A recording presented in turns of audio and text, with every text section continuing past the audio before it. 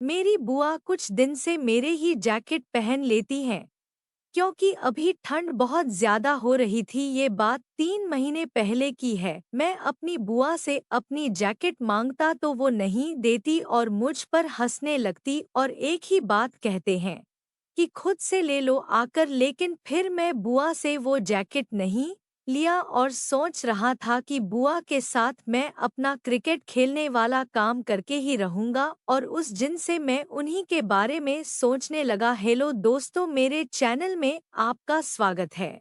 मेरा नाम राघव है। मेरी उम्र अभी सिर्फ 17 साल की है। मुझे बॉडी बनाने का बहुत शौक है, इसलिए अभी पढ़ाई के साथ साथ उसमें भी 1-2 घंटे प्रैक्टिस करता हूँ।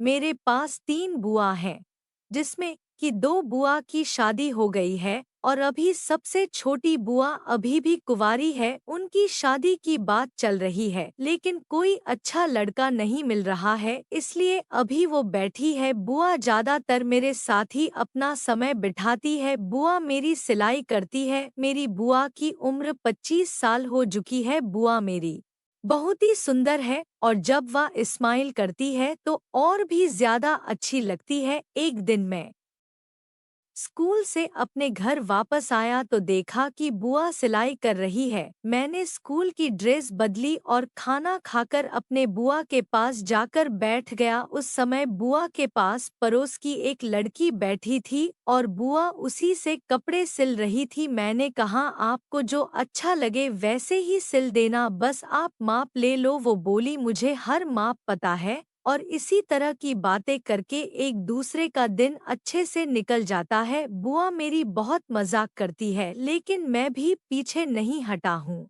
और अपनी बुआ का बराबर साथ देता हूँ। मेरी बुआ अपना सारा काम मुझे ही करवाती है, जैसे उनकी सिलाई में लगने वाले हर सामान मैं ही मार्केट से लेकर आता। कभी कभी बुआ मुझे पढ़ा देती है और मेरे सारे डाउट समझा देती है। मैं अपनी बुआ के बारे में और क्या बताऊं, वो बहुत भोली भी है और किसी की भी बातों में जल्दी ही बहक जाती है। एक दिन मैं अपने फोन में कहानियां सुन रहा था और लगातार मैं बहुत सारी कहानियां सुनता गया, लेकिन मैं कुछ कहानियां क्रिकेट की सुन रहा था, इसलिए अब मेरा भी मन क्रिकेट खेलने का हो रहा था। लेकिन समस्या ये थी कि मैं क्रिकेट मैच किसके साथ खेलूं, क्योंकि मेरा साथ देने वाला आसपास मुझे कोई समझी नहीं आ रहा था। फिर अचानक से मुझे बुआ के बारे में ख्याल आया और सोचा कि अपनी बुआ से क्रिकेट खेलने के लिए कहूँगा, शायद वो मेरे साथ देने के लिए तैयार हो जाएं। लेकिन डर भी लग रहा था कि कहीं वो पापा से न बता दे।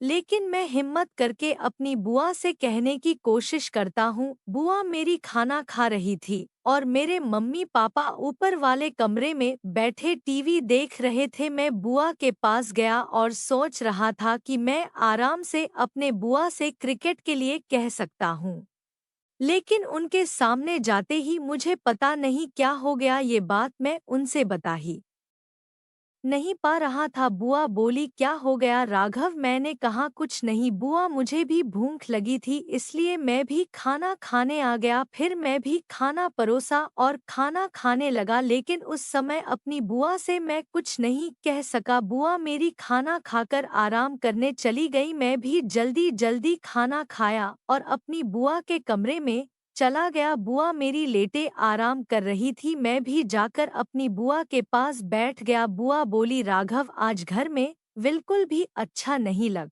रहा है, पता नहीं क्या हो गया है, ऐसा लग रहा है कहीं घूमने चलें?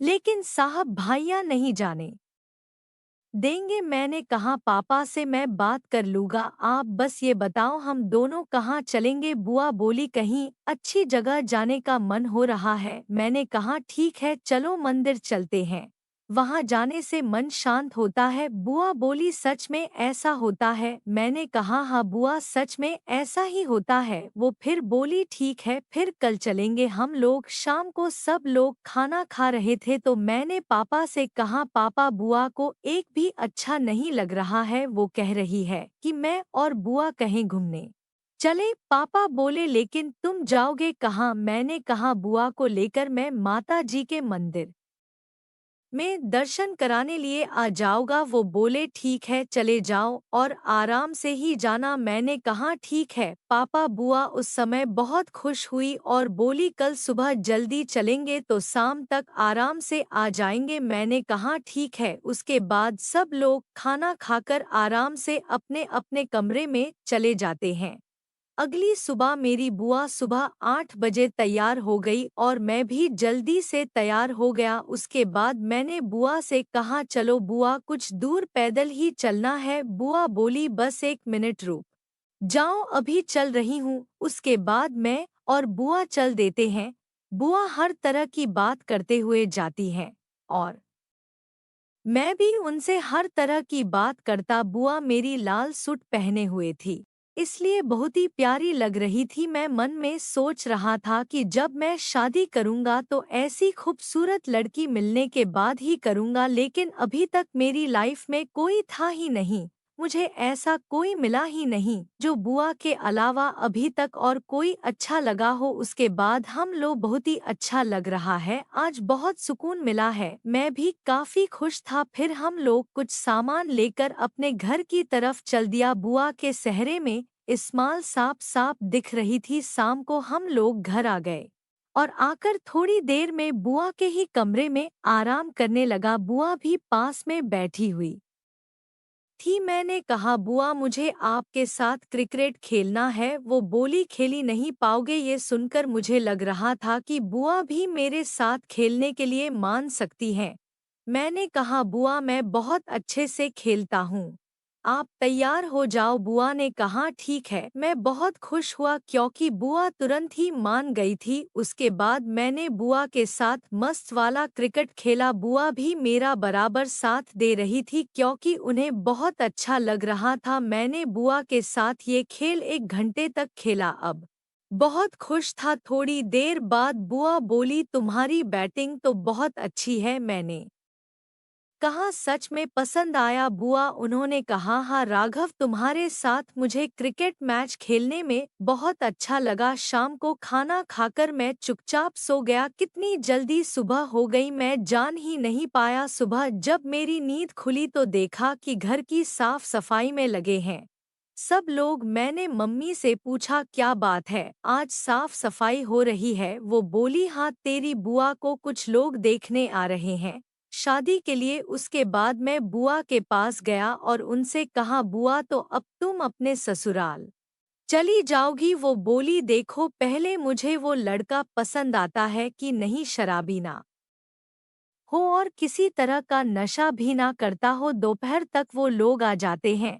लड़का भी साथ में आया था। उनको मेरी बुआ पसंद आ गए, लेकिन मेरी बुआ को वो लड़का पसंद नहीं आया क्योंकि वो नशा करता था। इसलिए बुआ ने शादी के लिए मना कर दिया और मम्मी पापा को भी वो लड़का पसंद नहीं आया। मम्मी पापा फिर अब एक अच्छे लड़के की तलाश में हैं।